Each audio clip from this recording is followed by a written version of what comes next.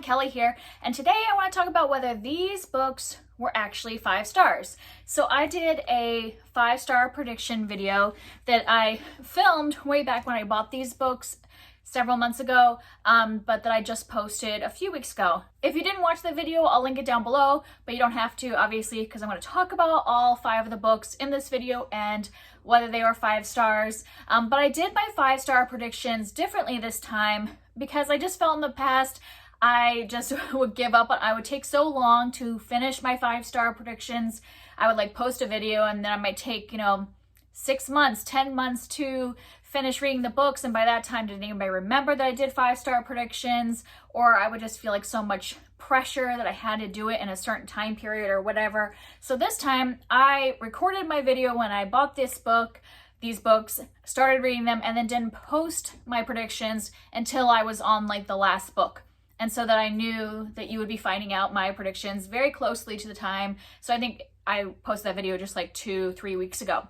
So I just felt like a lot less pressure that way, that even though I think I started reading these books back in May, and now it is September 30th. And so yeah, it took me several months, but I didn't feel pressure because I knew that it didn't matter when I told you my conclusions, because you would be seeing it right after. And so I'm going to continue doing this in the future. Whenever I do a 5-star prediction video, I'm going to hold off posting it until I'm at the last book, because just for me personally, it gives me a lot less pressure. So it's not even just you guys remembering from one video to the next, because maybe you didn't even watch the predictions, but I just feel this like unnecessary pressure on myself to try to like read all these books in a timely manner, and this takes that off. But I'm also excited. The other way I did this was in the past, I've done 5-star predictions by like looking at my shelves, saying which of the books I own are things that I think are going to be 5 stars. But the problem with that is that sometimes books have sit on my shelf for a long time, and if I really thought they were 5 stars, why would they have sat there for so long? Where all of these were books that I had just bought, like books that I was like, okay, I am so excited about these books that I'm going to go out and buy them, and I want to read them right away. And so I just think that also was another good way of doing it. So sorry if this is a really long intro. I just have found a way that I enjoy doing 5-star predictions, and I just want to share that with you in case you want to do a similar way of doing it. So let's go through these in the order in which I read them. So like I said, I started these back in May. I read 2 in May, 1 in the summer, and 2 I just read in the last like month or so. So starting off with the first book I read was Blood Child and Other Stories by Octavia E. Butler. This is a collection of short stories, and so in this it has 7 short stories and 2 essays, so nonfiction essays. And this was amazing. It was definitely a 5-star. Usually it's hard for me to give a story collection 5 stars, but I have a few that I have really loved, and that doesn't say that every single story in here was 5 stars, but the reason it's 5 stars for me is that when I look at this as a whole, I just like can look at the genius that is her writing, and I think that she is so inventive and just so creative, and they are interesting stories. Even the ones that there might have been only like 1 maybe or 2 that would have been like 3 stars. Actually, you probably don't think one of them would have been 3 stars and the rest are either 4 or 5 stars if I was rating each story. But even the one that was 3 stars, it was like the first story she had ever written. And I'm like, for her very first story, like shouldn't say the first story she wrote, the first story she'd ever published. She mentioned at the end of these, she talks about each story and like kind of their history. And the one that I didn't love was her first story ever published. So that's pretty great. Her first story ever published, I still thought it was a good concept. It was still 3 stars for me. And it just got better from there in terms of her publication order. And yeah, so most of these are like sci-fi, fantasy. I'm not going to talk about each individual story. One, I read it back in May, so I don't remember each individual story, but I just do, there are certain stories that stuck in my head, like the name story, Blood Child. I very specifically remember several scenes from that book, and it's been months because it is very vividly written. A couple of these stories were a bit graphic, like Blood Child is kind of a graphic sci-fi book, which is not usually my thing, but I think she does it in a way that doesn't seem just like gratuitous violence type of thing. So she's the kind of author that if she was writing a horror book, like I'm reading her horror book Fledgling later in October, that I'm not afraid of the gory bits, because I know she has a purpose to all of it, and it's not just like for the and not that this is anything wrong with other people that enjoy horror just for pure entertainment. Like, you know, everybody has their own taste. I just don't enjoy just like watching or in my head visualizing you know, kind of graphic scenes just as part of like entertainment. I like it as part of a larger, you know, view of society or things like that, and that's how she's using it in these stories. So all of the short stories had really great concepts, and then the 2 essays kind of focus more on her as a writer and her like journey. I think one of them is kind of specifically about, I can't tell around the trial. I think that it was more specifically about her being a Black female writer in like the 1970s and what that experience was like. And I just found those essays really interesting, and just hearing, especially I've been reading a lot of female fantasy writers that wrote this time. So like I just read a book by Ursula K. Le Guin.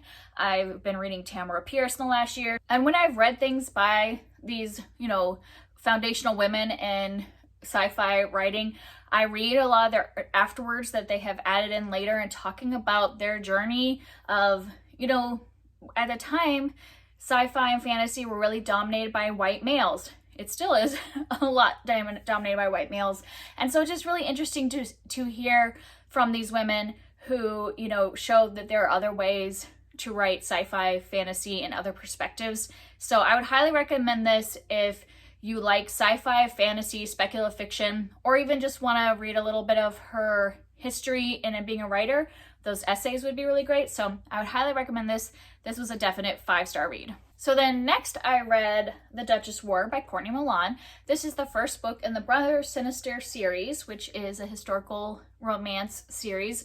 But there is a prequel that comes before this book, and I had read that back in January, called The Governess Affair, and I loved that book. It was 5 stars. It was the first historical romance that I have ever rated 5 stars, and I thought that I didn't really like the genre, but then people had said, try Courtney Milan, and for me, her writing just works for me. So why not start the series and see if I enjoy all her work, like her full-length novels, since that one was just a novella, and so I thought this might be a 5-star book. Now, this wasn't a full 5 stars for me. This was a 4-star book because I do think there were some problems in it, but I still really enjoyed it. Like, 4 stars, it still was a lot of fun, and it still has me excited to continue the series. And actually, since I've read that, I have read the next novella, because like there's a couple novellas that happen in the middle of the series, and so the next book is like 1.5 is a novella, and I just read that, which you'll probably see me review next week when I do my September reads. So yeah, I'm still interested in continuing the series. This just wasn't 5 stars for me. And so in this story, we are following Minerva Lane, and she is a woman that is kind of viewed by the people around her as being quiet or a bit of a wallflower. She doesn't like to stand out, and that the reason for that is that in her past, there's something that she hasn't shared with the community. She's keeping a secret of something that happened to her as a child that if it came out, it would, you know, kind of have a lot of problems for her, and especially about her prospects for marriage and a future and things like that. So she kind of keeps to herself and doesn't let anybody get too close to her. And then one night she kind of accidentally runs into this duke. She doesn't realize at first that he is this, you know, big duke in the community. And she finds out something about him, his secret. And so they kind of, they're not really in a friendship, you know, at the beginning. It's kind of more like she knows his secret and he is trying to figure out how to keep his secret from coming out and things like that. So they're both having a secret that she's keeping her secret from him and everyone else. And she also knows his secret that he is not telling anybody else in the community. So lots of secrets happening. It's hard to describe. But basically, they're kind of forced to be together because of these secrets, and we all know what happens. So yeah, I did enjoy. What I like about Courtney Milan, now I've read 4 of her books, and what I really like about her books is the main characters. I love her heroines. I think that they are really witty, and you know, they, even though like Minerva is kind of seen as being more of a quiet person to everyone, she just really knows how to talk to the Duke, and like their dialogue back and forth is so much fun banter and wit, and I just really enjoy the way she writes the main characters in her books and the love interest and all that stuff, the way they talk to each other and stuff like that. And another thing I really love about Courtney Milan is that I like the way she does kind of the I don't like the sexual tension, but also the like awkward moments that come in a relationship. And I know that I saw the people were reviewing this and they didn't like, a lot of people didn't like, there's a sex scene in here where it's pretty awkward and it's not like like a super fantasy kind of sex scene that you can like sit there and fantasize about afterwards or something like that. And I know that some people go into these kind of books expecting, you know, like amazing sex scenes, and that's kind of like part of the point of reading it. But for me, I really just want to see a romance and see something that's true to life. And so for me, I'm like, I actually really enjoyed the fact that the sex scene was pretty awkward, because that's life. You know, there are times when sex is awkward. So I like that about it. I like that her characters feel like real people and their interactions feel like real interactions and real moments that happen in life. I mean, I know that doesn't work for everybody. I know a lot of people are looking at romance as more as of that like escapism and stuff like that, and that's fine. It's just that this works for me, being it more like a real like romance that could have happened and stuff like that. The reason this book didn't get 5 stars for me was I felt like it was pretty slow. The books I had read before by her, like I said, were novellas. I had read 2 novellas, so they moved really fast since they were short books. This one had several places where it dragged, and you know, I was like, oh, it just wasn't quite ready to be a full book. But I have looked at reviews of other books in the series, and it sounds like they get better as they go, so I am looking forward to reading the next full novel in the series and hoping it doesn't have some of those pacing issues that this one did. But even with the pacing issues, like I said, I really enjoyed the characters, I enjoyed the relationship, and I also like how Courtney Milan brings in a lot of like issues to her books. So this one had the social issue of like labor laws and unions and things like that in the factories and things at the time. So I enjoy that she brings in those more serious topics as well. So that's another plus for Courtney Milan. And so this one was 4 stars. Still a really good, enjoyable read. So then over the summer, I picked up People We Meet on Vacation by Emily Henry, because doesn't this just look like a summer read? So this I picked up and thought it was going to be 5 stars. And this is the first book I've ever pre-ordered. I'm just not somebody that has to have the new release right when it comes out. But I was so excited about this one because I loved Beach Read. It was one of my favorite romances ever. I've read it several times. So I was really excited for this one. And this one was 5 stars. I really enjoyed it. I would say I didn't love it as much as Beach Read. Like, it's not going to replace Beach Read as one of my favorite romances of all time. But I probably will be reading this one again at some point. Probably will try the audiobook next time. But the reason it didn't like take the place of Beach Read as one of my favorite is that I didn't really love the way the timeline worked in this one, but it didn't detract enough from the relationship and the fun of reading this to make it less than 5 stars. I could still like have a 5-star book that I loved and still have like a couple things that like, you know, bothered me a little bit, but I still overall enjoyed every moment of reading this one, and I really love the relationship. I just think Emily Henry is really great at writing relationships that feel real and conversations that feel like the 2 people in this book have known each other for years, and so they need to feel like they've been friends, and I really got that from the book. I could feel like that they are people that know each other really well based on their conversations and interactions. Just in case you don't know what this is about, since it's been around a lot, we are following Poppy and Alex, and Poppy and Alex were friends from college, so they've known each other for a long time. I think that they've known each other for like 10 or 11 years at the point when this book starts, and for years when they were in college and on, they were going on vacations together every summer. So even when they weren't in school together and they might have been living in different places, they would always get together for their yearly vacation and like have a really good time. But then something happened 2 summers ago that for the majority of this book, we don't know what happened 2 summers ago. And so some incident happened on their vacation and made it so they stopped talking to each other for 2 years. And then Poppy's just having kind of like a hard time in her life and job and stuff like that. And so she's like, what would make me really happy right now? And she's like, reconnecting with Alex and going on vacation together. So they decide to go on vacation again. And so then as they're going on this vacation in current time, we keep going back in time to like 10 years ago, and then 9 years ago, and then 8, all the way up until we finally can learn what happened 2 years ago. So I didn't love that whole skip back and forth, because sometimes I would get a little confused of where we were in time. Like, I could see the audiobook could be confusing if you're reading it for the first time. But like I said, I just really loved the characters. I loved Poppy and Alex both of them as individuals. I liked the way they were together. I really liked the concept of getting together once a year to go on this big vacation and just being really close to each other. And even if you don't see each other a lot during the rest of the year because you're living in different places, that you can just come right back together and have the same level of friendship and all that. So I really enjoyed this book a lot, gave it 5 stars. We'll continue to read anything that Emily Henry comes out with that's adult. I've read a couple of her young adult and they're just not as much for me, even though I enjoy her writing still. But I think where she really shines is her adult fiction, in my opinion. And so I will continue to read her adult romances that come out. So that was another 5-star read. And then at the beginning of September, I was in the mood for some spookiness, so I picked up The Sundown Motel by Simone St. James, and I thought this would be 5 stars because I had read The Broken Girls last year and absolutely loved it. It was one of my favorite books that I read in 2020, and I just really enjoyed her style of writing, so I knew this one was kind of like similar in the fact that it was following 2 different timelines and, you know, kind of like figuring out how those timelines go together and how the people go together over that. If you haven't heard of this, this is following Viv, who was in 1982 and working at this motel on the night shift, and weird things start happening. And then in 2017, we are following Carly, who is actually Viv's niece. But Carly has never met her aunt because she went missing back in 1982. But now she kind of just wants to find out what happened to her aunt. And so she moves to the same town where her aunt disappeared and is trying to figure out what happened at the Sundown Motel.